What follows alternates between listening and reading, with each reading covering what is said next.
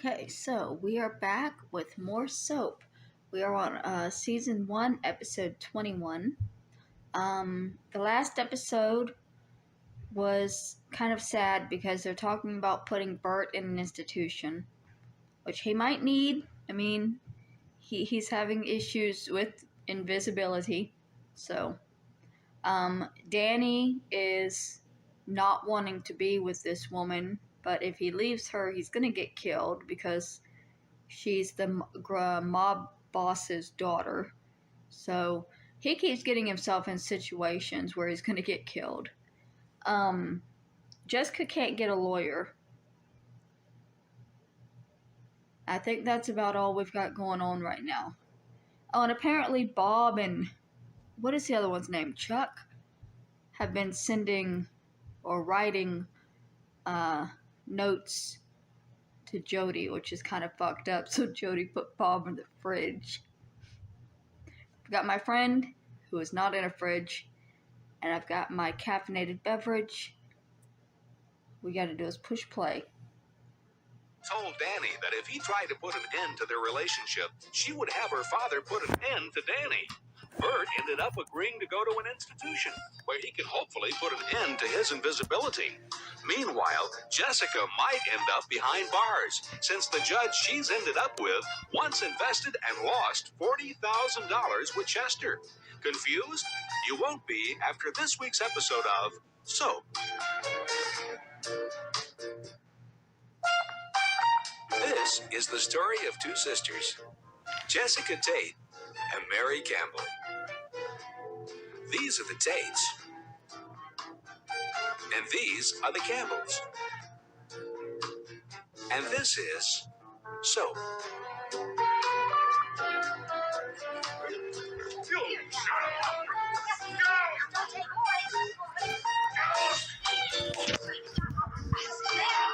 Technical difficulties today. Phone's not wanting to stand. I broke my holder. My dollar store one snapped. I might be a little rough with things. I can't believe it. Danny's bringing home a girl. I'm a nervous wreck. Mary, what are you nervous about? Listen, a guy brings home a girl. It's important. It's serious. I don't know. I used to bring him home because I couldn't pay for dinner. I hope she likes us. I hope she's nice. Oh, God, I'm nervous. Mary, wait a minute. You got this all wrong. She's the one being brought home. She's supposed to be nervous, not you. You're right. I'm not being looked over. I'm doing the looking over. Right. I'm the one that has to like her. Right. Then why am I so nervous? Beats me. Doc, there is one thing. This is obviously someone Danny likes a lot. Someone special, you know? So I think we ought to get to know her a little longer before we spring certain things on her. Like what? Invisibility? Like if you get the urge to become invisible. For example, I think that you ought to get to know her before you let her see you do that. Oh, yeah, of course. You know, I suppose I shouldn't tell her about being committed next week either. It's them. It's them. Gee. Hi.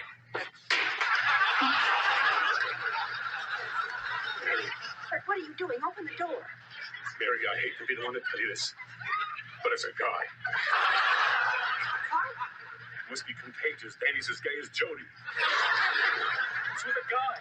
Bert, what are you talking about? Open the door. Okay, then you'll see. Now, oh, just don't scream. Don't scream. Don't live in Fruit City. What are you, fruitcake? Get your hands off me. You out. Take it easy. He's a bodyguard. What? Yeah, you see, Elaine's father, he worries about her, so she has a bodyguard. And I thought I was overprotective. Do we get to meet her, or does she just wave from the car? Oh, no. She'll be right in. Have you slept with her yet? I mean, because when you do, what happens with the gorilla? Elaine, this is my mother, Mary Campbell. Hi. This is my stepdad, Bert Campbell. Yes, hello. Mom, Dad, this is Elaine Lefkowitz. Jewish. What up? Nothing. I love Jewish people. Elaine, come in, sit down. Danny, Jewish? So? You don't know about Jewish girls? They're hot. You're going to have yourself a lot of fun here if you aren't already. So, come on, tell me, how did you two meet? Well, he broke in through my bedroom. Boy, you Jews have the greatest sense of humor. It's the truth. You know, it's a good thing you're here tonight, because next week Bert's going to be committed. He thinks he can make himself invisible. I want you to know everything about this family before marrying into it. Oh, he's trying to Hi, scare. everybody. I was like, why is he telling her this? But he's trying to scare her I don't off. know. Get your hands off me! You see that? He thinks that doll is real, and to tell you the truth, sometimes so do I. He's nuts. He's my son. He's still nuts. Miss... Hey, do I get to meet the dimple or what? Elaine, this is Chuck and Bob. Guys, this is Elaine Lefkowitz. Hi. Hi, nice coat. You folks polar bears? For a fish, maybe she'll do a trick. Cute, huh? Hi. Danny, for me, you shouldn't have. Hi. Don't you think we should talk first? Elaine? That's her. Elaine, this is Jody. Jody, this is Elaine Lefkowitz. Hi, Jody. Hi. Jody's a fruit. Hey, whose family's perfect? My father's a gangster. Your father's a gangster? My father's a gangster. Hey, your son is a fruit. He's not my son. He's my son. Well, he's crazy. All right, that's it. I've had it. I'm leaving.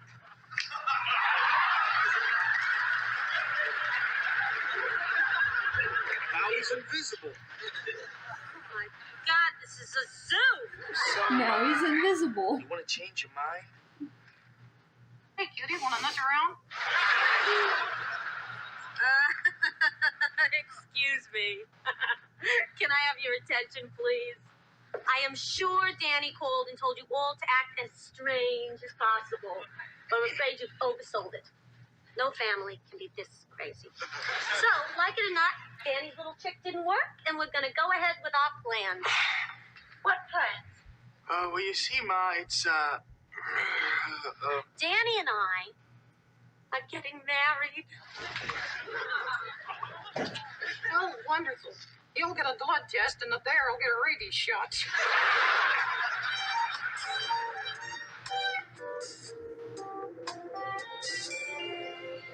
Where's the snow at? Oh, they're probably back. Oh, they're following Father Tim. Okay. I don't know, Father. I just don't think this retreat is working. I mean, I still think about her. In fact, I think about her more here than I did back home. But that could be because I need something to keep my mind off this. Listen, I know we're not supposed to ask for signs. We're supposed to go on faith. But do you think you can give me a sign anyway? I mean, just something to let me know I'm on the right track. Tim. God, is this the sign? Tim.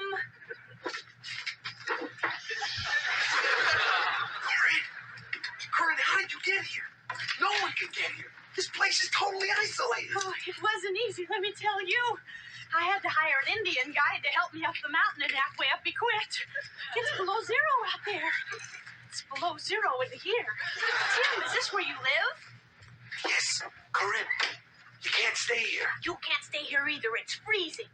Now, there's a beautiful hotel down the mountain in Banff. You'll love it. There's fireplaces and room service. Well, he had a fucking window before she broke it. It was probably a bit warmer. Let's go, Tim. Corinne! I came here for a reason, remember? To forget you. Have you? No. Good. Father Jim. Oh. She's It's a so vision. narcissistic. Father Jim, a vision. Oh.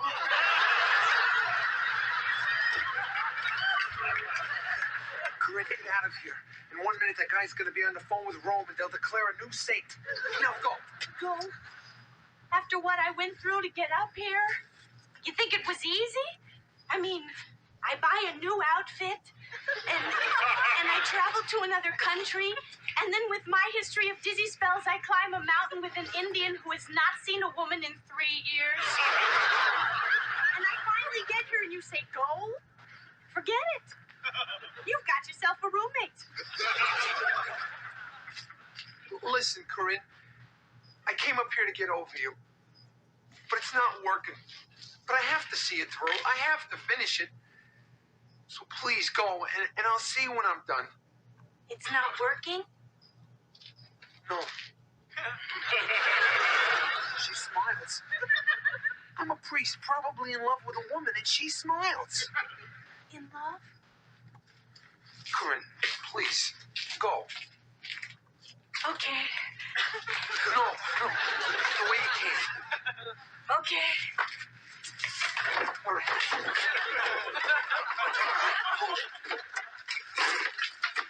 But I'll be down at that hotel.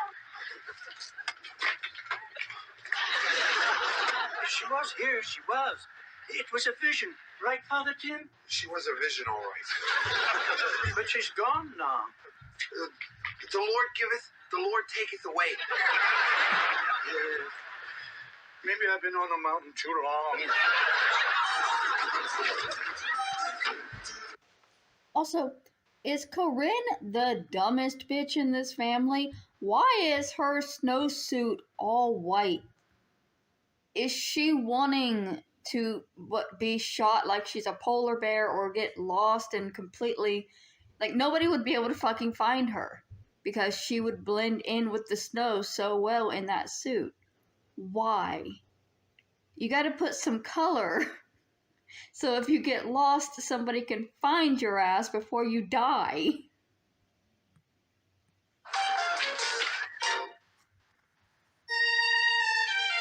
Then said her guide gave up. No, Might give I've up on a never been bitch so that dumb embarrassed in too. all my life. Why? To have to call Sheriff Tinkler to report your father's disappearance the very morning that you're to go on trial for murder. It's insane. What's happening to this family? I know. We certainly are having our run of bad luck. All that wasn't bad enough. The new tie that I was going to wear this morning, it's missing. But you should have told Sheriff Tinkler about that, too. And while he's looking for Daddy, you could look for your tie. Jessica. Well, I've checked around and none of the neighbors have seen Grandpa. Some say they hope they never do, and 3 say if they see him, they'll kill him. Jessica, when your father left last night, did he say where he was going? Chester, you know it doesn't matter where he says he's going. You remember the last time he said he was going for a walk, and he overpowered the driver of that Lowenbrow beer truck and claimed it for America? Well, maybe Benson knows where he is. Where's Benson? Mother, is that what you're wearing to court? Well, yes. Well, I don't know about that dress. I mean, I think what you want to do is wear a color that's the most sympathetic to the jury. Jessica, where's Benson? Black should do it. I mean, widows wear black to funerals, and look how much sympathy they get. No, I think black is too depressing. Eunice, Jessica, Benson. What about Benson, dear? Where is he? I don't know, Chester. Perhaps he's with Daddy in your new tie. Benson. I think color theory says you're supposed to wear something blue when you go to court. Not any colors that are overly flashy or any that are overly drab. Where's the major? How am I supposed to know? Something like what Benson is wearing. You look wonderful, Benson. Thank you. Benson, you know the major gets in trouble. You're supposed to watch him. It ain't my job to watch him. Now, the only thing I got to watch around here is what's cooking in my oven. You want me to watch him? You put him on a platter with a lot of little potatoes on it. You know, Jessica, it's a good thing I'm not a bigot, because if I were, I could say a few things right here. Like what? Beige. You should wear beige. Beige is the perfect color, Mother. Benson, I think I tied this wrong. That's my tie. That's right. See, I don't have one of my own, so I asked Benson to pick one of yours that would be suitable. You gave him my new tie? How about that? It does Can't go with wear the that. suit. I'm wearing that. It's all yours. Major, There he is. where have you been? Hi, Gramps. Daddy, where have you been? Chester, he's not answering. I can see that, Jessica. But he is smiling, so wherever he's been, it was nice. I think I am in love. Chester, Daddy's got a girlfriend. Oh.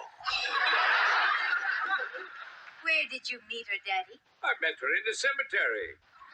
I go to see my old friends there. I have lots of friends there. And there she was. Sheba Pfeiffer. That's her name. And I'm in love with her. Sheba Pfeiffer. Sheba Pfeiffer. I don't think I know the family. Where did you spend the night? Colonel, as an officer and a gentleman, you shouldn't even ask that question. But this is the real thing. This is it. I haven't felt like this since my dear departed beloved wife, whoever she was.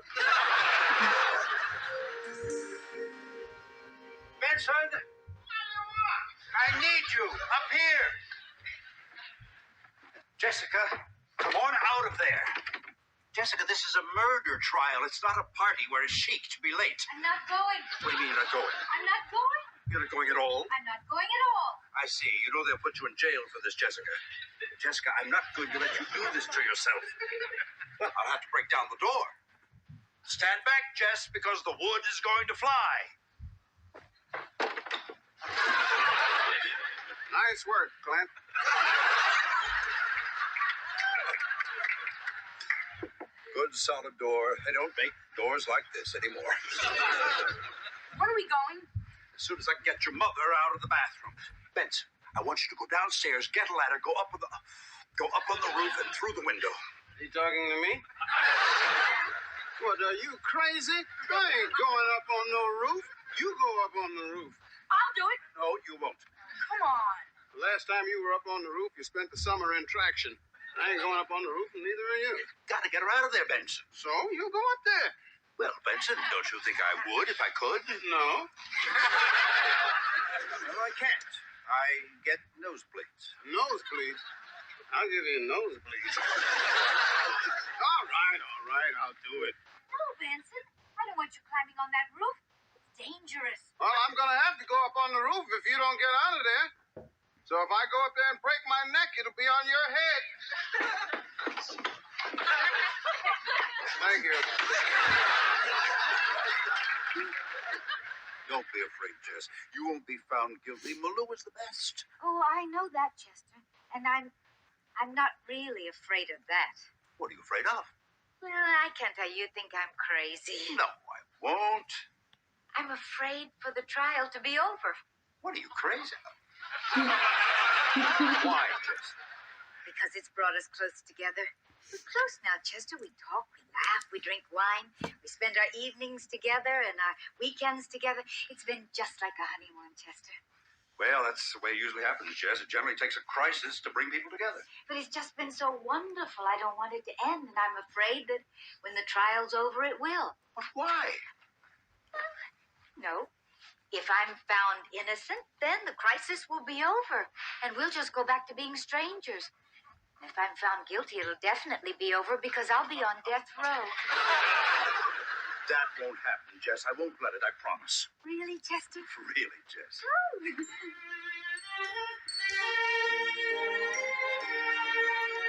I still don't think it was her. Hello, I'm Carol David, Mr. Malou's assistant. And you are? Mary Campbell, this is my husband, Bert. Thank you. And you? Danny. Right. And Chuck. Chuck? And Bob. And Bob. And you're Jody? You sound surprised. You're the suicidal homosexual? Do we have mutual friends? Well, no, it just says, I mean... Well, what did you expect? That I'd be in a dress with a noose around my neck? I'm sorry. I guess what threw me is you're just so adorable.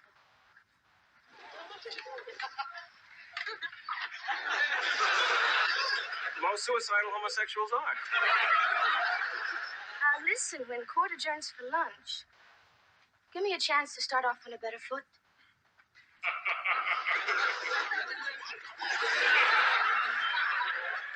Please. Okay.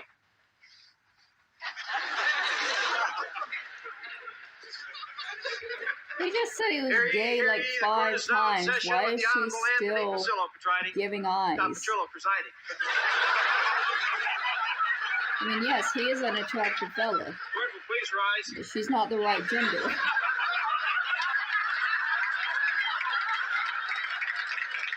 right, everyone, be seated.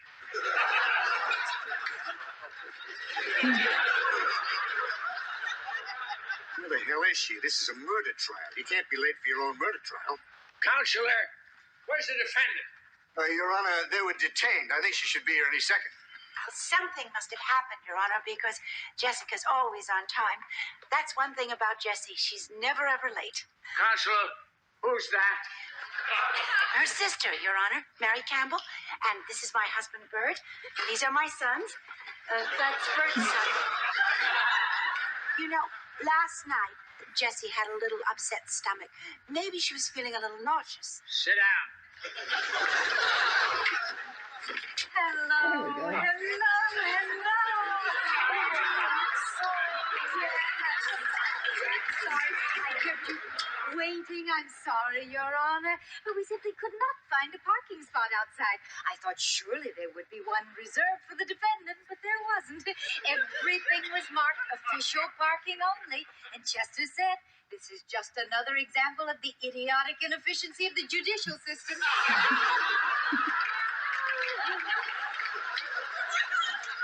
Is this my jury? Oh, hello. Mrs. Tate. Mrs. Tate. You, please sit down. Nice outfit. What's this for? In case you want to jot something down or write me a note. Why would I want to write you a note? I'm sitting right next to you. She's again acting like she's forgotten to take a medication. I'll write you a note. Or doubled up on something. Yes, Your Honor. Is it all right if I doodle? Yes, yes. Is this just how she is when she's super stressed? Oh, look who's here. Hello, Mr. Frank. Mrs. Tate, you realize... Judge, hold that thought 1 minute. We'll get right back to you. Don't you think it's silly for all of us to sit at 2 big tables? I mean, it creates an almost antagonistic atmosphere. Sort of them versus us. Don't you think it would be better if we all sat at one large table? Much warmer and friendlier than... Mrs. Tate, I've endured your stalling tactics long enough. Counselor, please. All right, Mr. Franklin. You can begin your opening statement. Thank you, Your Honor. Ladies and gentlemen of the jury, we have here an unusual case. Unusual in the sense that this being a small town, the defendant is familiar to most of you. You must, however, I repeat, you must divorce yourself from any previous opinions you may have of the defendant, and instead pay attention only to what you hear in this room. And what you will hear in this room, ladies and gentlemen, is, I'm afraid, a chilling story of how a wife and mother, cold-bloodedly, methodically, and with malice aforethought, committed murder. Oh, a mother?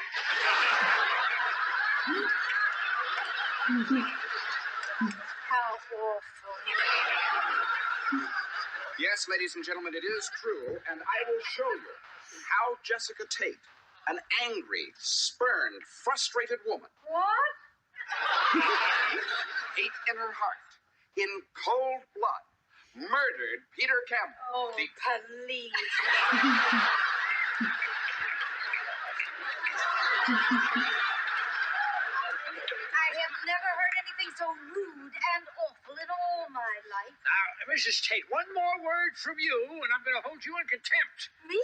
Well, if there's any contempt around here, it's coming from him. I have never heard anything so contemptible in all my life, and I am not going to stand for it. I'm going.